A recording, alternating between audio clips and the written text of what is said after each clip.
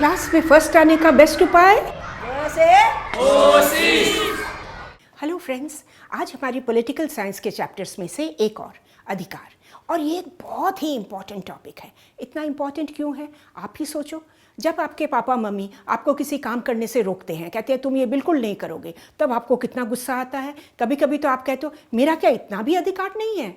आप गली में क्रिकेट खेल रहे हो, अगल बगल के आंटी ने आपसे कहा कि बेटा ये मत खेलो, शीशा टूट जाएगा, तब आपको लगता है क्या हमें क्या इतना भी अधिकार नहीं है। तो इतनी चीज़ों में ही अगर हम कहते हैं तो फिर सोचो जिनके पास कोई बड़ी बड़ी अधिकार नहीं है उनको कैसे लगता होगा। इसीलिए अधिकार इतना इम्पॉर्टेंट है। अधिकार का डेफिनेशन क्या है जरा एक बार देखें हम। एक मनुष्य होने के नाते, एक मानव होने के नाते, एक नागरिक होने के नाते हमारे पास जो हक बनता है उसी को हम अधिकार कहते हैं। और ये जो दावेदारी हमारी है, ये दावेदारी किस चीज़ की दावेदारी है कि हम अपनी ज़िंदगी को सम्मान के साथ, एक गरिमा के साथ, with dignity we can live our lives. ये बहुत ही इम्पॉर्टेंट है। इमैनुअल कांट एक जर्मन फिलोसोफर थे। उन्होंने कहा कि हर चीज़ पे आप कीमत लगा सकते हो, पर गरिमा और सम्मान इसका कोई कीमत नहीं होता है। ये इतना बहुमूल्य है कि ये अमूल्य बन गया है। अगला सवाल आता है, तो अधिकार कहाँ से आते हैं? अधिकार हमें कौन देता है? पुराने ज़माने में लोगों का सोचना था कि अधिकार यह तो भगवान से दिए हुए हैं, ईश्वर ने हम लोगों को दिया है, और सोचना था कि ये हमें प्रकृति से, एक मानव, एक नेचर के हिस्सा बनने के हमारे कुछ अधिकार बनते हैं। पर जैसे जैसे टाइम बीतता गया, लोगों ने कहा, फिलोसोफर्स ने कहा, नहीं, ये हमारे मानव अधिकार हैं, these are our human rights. इस धरती पर हम जो एक मानव बन के पैदा हुए हैं, इसी से हमारा कुछ हक बनता है। ये है मानव अधिकार।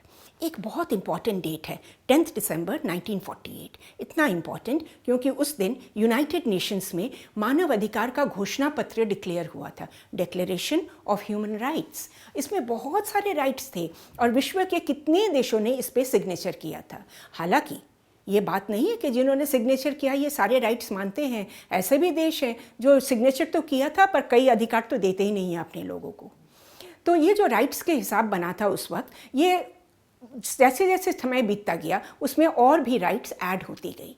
तो आज ये काफ़ी बड़ा बन गया है और उसमें नए नए राइट्स आ गए हैं। For example, right to food, भोजन का अधिकार, राइट टू हैबिटेट, घर में रहने का, एक अपना रहने का घर का अधिकार, विमेंस राइट्स, चिल्ड्रंस राइट्स, बच्चों के अधिकार, ये सारी बहुत से नई सारी चीज़ें इसमें आ गई हैं। आपके मन में सवाल आ रहा होगा, आप तो कह रहे हो राइट्स है, पर ये राइट्स हमें देता कौन है और ये राइट्स को एनफोर्स कैसे करें, कायम कैसे करें? इसके लिए बहुत बार लोग सरकार की तरफ देखते हैं, क्योंकि कई राइट्स हैं जो केवल सरकार की उसको पूरे स्तर पे कर सकती है। फॉर एग्जांपल, इंडिया जैसे इतने बड़े देश में एजुकेशन, प्राइवेट सेक्टर तो एजुकेशन में पार्टिसिपेट करती है, पर सबसे ज़्यादा लोगों की अपेक्षा रहती है कि सरकार अच्छे अच्छे स्कूल बनाए जहाँ देश के सब लोग जा सकें।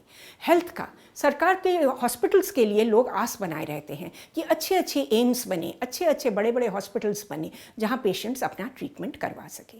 तो सरकार की तरफ जब इतनी अपेक्षा रहती है तो इसके लिए कुछ कानून बनाना भी ज़रूरी होता है।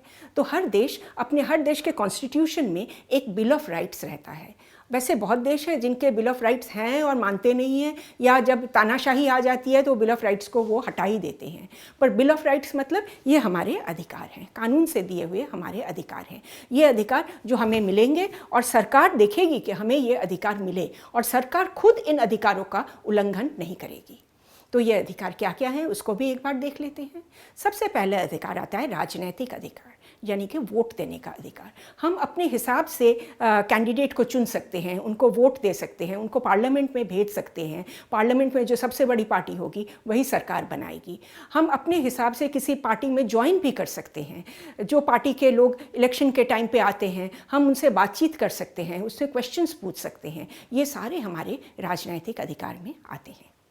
अगला वाला है नागरिक स्वतंत्रता में क्या क्या आते हैं। अगर मेरे मन में कोई प्रश्न है तो मेरे पास अधिकार है कि मैं ये प्रश्न कर सकूं, इस प्रश्न का जवाब मैं मांग सकूं, मैं लोगों के साथ डिस्कशन कर सकूं, मैं देश के एक जगह से दूसरी जगह पे जा सकूं। ये सारे जो अधिकार हैं इनको हम कहते हैं नागरिक स्वतंत्रता अधिकार। राजनैतिक प्लस नागरिक स्वतंत्रता अधिकार दोनों मिलकर बनता है लोकतंत्र का बुनियाद। कुछ और अधिकार भी हैं, जैसे आर्थिक अधिकार, हमें अपना रोज़गार करने का अधिकार है, हम अपना प्रोफेशन चुन सकते हैं, उसके लिए ट्रेनिंग ले सकते हैं और उसमें कामकाज करके हम अपनी कमाई कर सकते हैं। और है हमारे पास सामाजिक अधिकार। सामाजिक अधिकार हैं हम किससे मिलेंगे, किससे बातचीत करेंगे, किससे दोस्ती करेंगे, किससे शादी करेंगे, किसको घर पे खाने पे बुलाएंगे, ये सारे सामाजिक अधिकार हमारे पास है। और इन अधिकारों का हिस्सा है कि हम छुआछूत ना करें। सबके पास समान अधिकार है इसको करने का। ऐसा नहीं है कि केवल एक ही श्रेणी के लोग मॉल में जा सकते हैं, एक ही श्रेणी के लोग मंदिर जाएंगे। हमारे देश में बहुत सारे अधिकार दिए गए हैं लोगों को कि हर श्रेणी के लोगों के लिए चीज़ें खुली हैं, हम सब समान हैं। और फाइनली आता है सांस्कृतिक अधिकार कि हम अपना खाना पीना, हम सपोज़ कोई बंगाल से है वो अपनी तरह का खाना खाए, कोई तमिलनाडु से है वो अपनी तरह का खाना खाए, कोई कश्मीर से है वो अपनी तरीके का खाना खाए, ये पूरी स्वाधीनता है। हम अपने तरह के वेशभूषा पहन सकते हैं, हम अपनी तरह के म्यूज़िक, अपनी तरह के बुक्स पढ़ना, ये सारी सांस्कृतिक जो सुविधाएँ हैं इन सबको हमारा अधिकार में आता है। ये तो हम जानते ही हैं, अधिकार अधिकार अधिकार, which is very good, but बिना जिम्मेदारी के अधिकार वो तो जाके तानाशाही में बदल जाएगा। इसलिए अधिकार के साथ साथ हमारी जिम्मेदारियां भी बनती हैं। हम कहते हैं सरकार पर्यावरण को ठीक ठाक रखे, पर हमारा भी तो हिस्सा बनता है कि हम पेड़ ना काटें, हम गंदगी ना फैलाएं, हम बहुत ज़्यादा एसी ना चलाएं, क्योंकि इन सारी चीज़ों से पर्यावरण खराब होती है।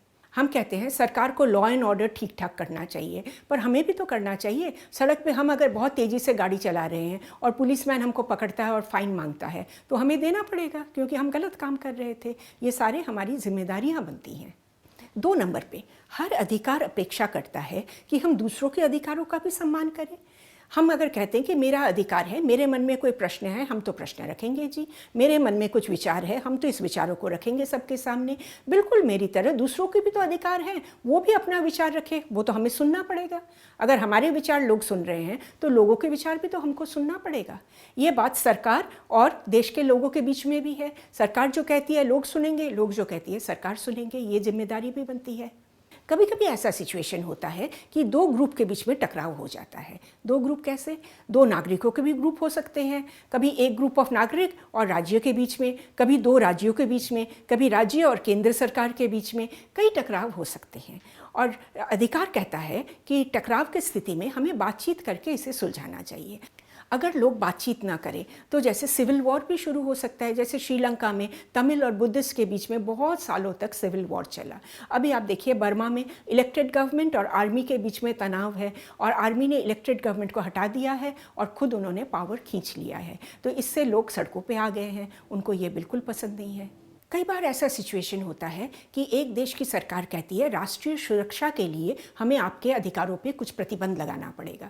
फॉर एग्जांपल आप देखते हो कि इंटरनेट सर्विसेज बंद कर दी जाती हैं, टेलीफोन सर्विसेज बंद कर दी जाती हैं, लोगों के यातायात की सर्विसेज बंद कर दी जाती हैं। पर ये सब हमारे अधिकारों पर ये जो प्रतिबंध है ये सब हमारे अधिकार को डिस्ट्रॉय करती हैं। तो राष्ट्रीय सुरक्षा भी इम्पॉर्टेंट है, हमारे अधिकार भी इम्पॉर्टेंट है। तो ज़रूरी है कि इन दोनों में एक संतुलन बना रहे। और इसी पॉइंट से हम अपनी फाइनल जिम्मेदारी पे आएंगे। हर देश के नागरिकों की जिम्मेदारी है कि उनको देखना है सरकार अपने अधिकार का उल्लंघन नहीं करे। अगर सरकार आपके अधिकारों का उल्लंघन कर रही है तो हमें सरकार के पास पूछना है कि आप क्यों कर रहे हो, और उनसे बातचीत करके इसको सुलझाना है। कई बार किसी कानून के अगेंस्ट में लोग पूरा मोर्चा खोल देते हैं। आपने भारत में किसान मोर्चा देखा है। तो ये सारी जिम्मेदारियाँ हमारी भी बनती हैं कि हम अपने अधिकारों का ख्याल रखें, अपने अधिकारों को जानें और अपने अधिकारों को एनफोर्स करें। तो बच्चों ये था आपका चैप्टर।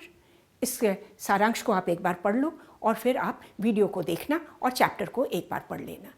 देखोगे आप 5 मिनट में पूरा क्लियर हो जाएगा। जैसे मैंने आपको एग्जाम्पल्स के साथ समझाया, बिल्कुल इसी तरह आप एग्जाम्पल्स के साथ आंसर लिखना।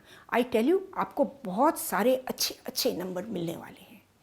और हमारा जो ये सारे मीडिया है इसमें तो आप हमसे जुड़े गए हो। इस पर हम डेली एक मोटिवेशनल पोस्ट डालते हैं। आपको अच्छा लगा तो हमें तो 3 गुना अच्छा लगेगा। Thanks for watching. क से कोशिश।